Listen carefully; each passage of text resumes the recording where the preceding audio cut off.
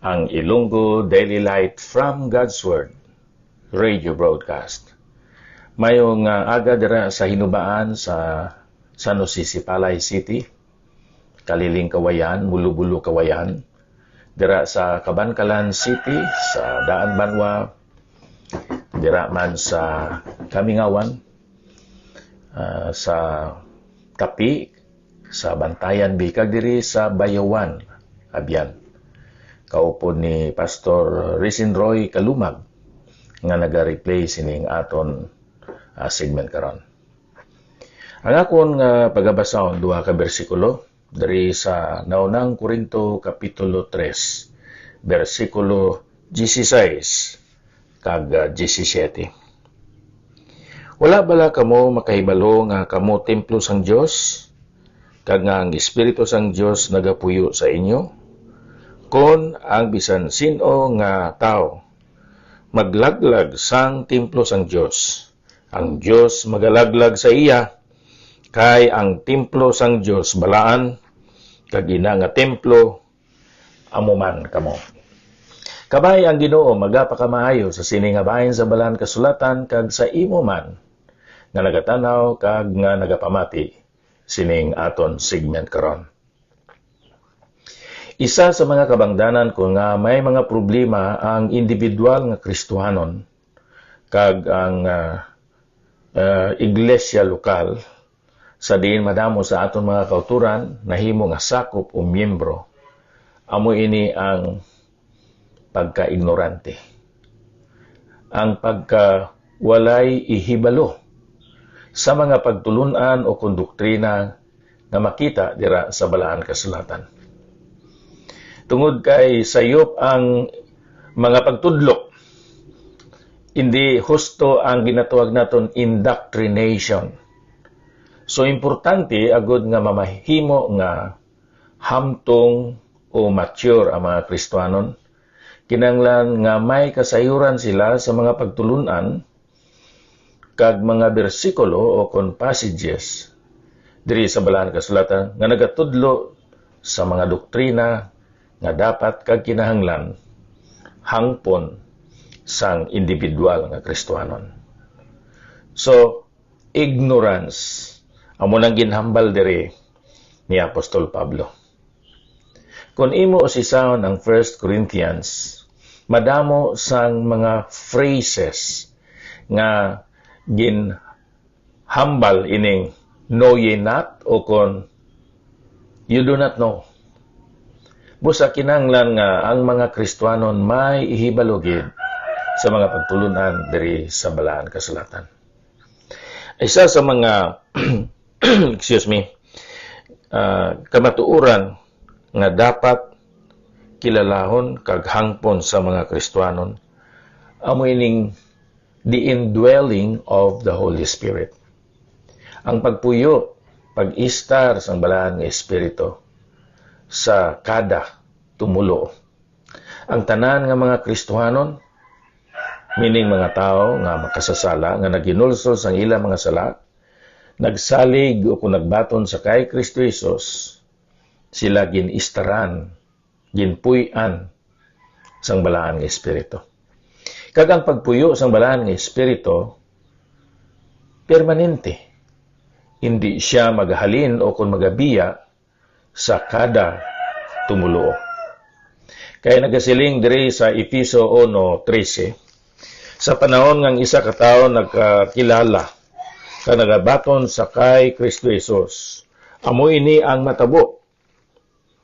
Sa tapos ninyo mabatian ang balita sang kamatuoran, ang maayong balita na nungod sa inyo kaluwasan, kang nagsalig sa iya kamo man ginpatinan sang Espiritu Santo nga ginsaad, nga amo ang patinga sang aton panuglion, tubtob nga maangkon naton ini sa pagdayaw sang iya himaya.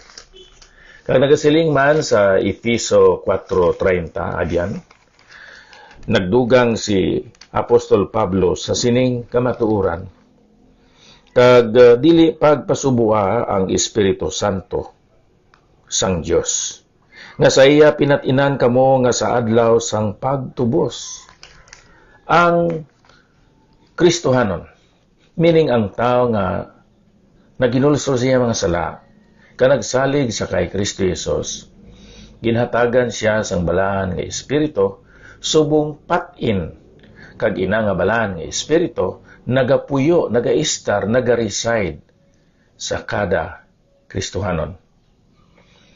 Amo ini ang ngayan dapat kakinanglan naton nga hangpon nga kamaturan. Ikadua, ang aton makita diri, kung ang bisan sino nga tao maglaglag sang templo sang Dios, ang Dios magalaglag sa iya. Tungod kay ikaw kag ako subong tumulo, ginistaran, ginpuy-an man sang balahan nga Espiritu.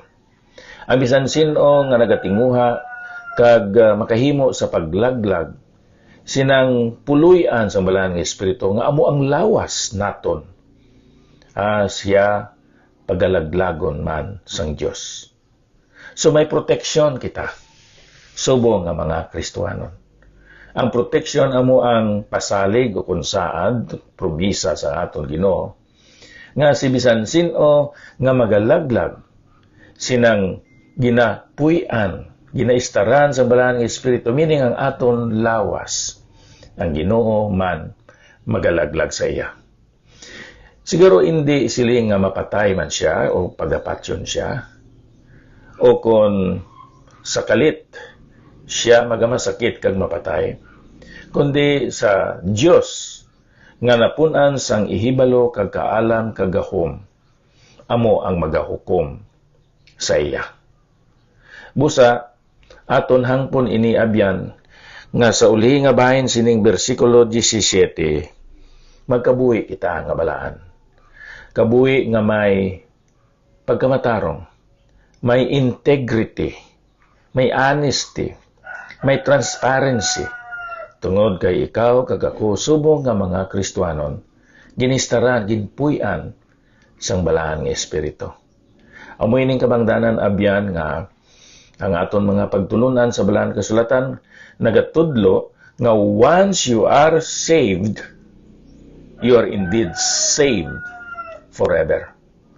Tungod kay ang Ginoo nga nagsugod sa paghimo, pagtrabaho sa aton nga mga kabuhi, siya man magatapos, magakumplito, kung maga-perfect sining iyang ginsugdan nga trabaho sa aton nga kabuhi. Agod nga hindi kita malingkang, matumba, mag-backslide, nagakinahanglan kita sinang ihibalo, understanding, discernment, nanungod sa mga doktrina diri sa balahan kasulatan.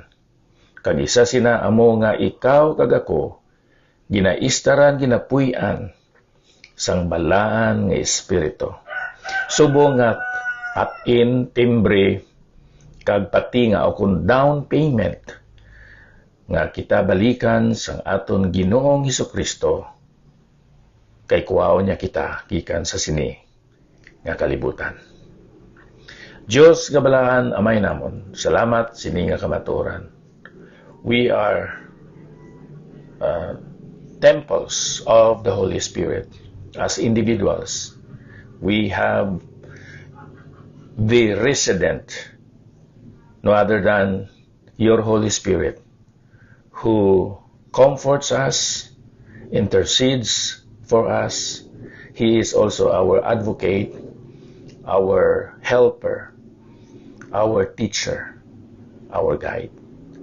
Pagkamayo ini nga kamatuuran, o Diyos sa kabuhi sa tanan nga nagapamati sa siningamon programa. Sa ngalan ni Ginoong Hesus. Amen. Abyan ako si Pastor Ipaprasakar, kag ako magasiling, kabay ang imo adlaw karon malipayon kag makahuluganon, ang imo eternidad mahimayaon. Madamo gid nga salamat.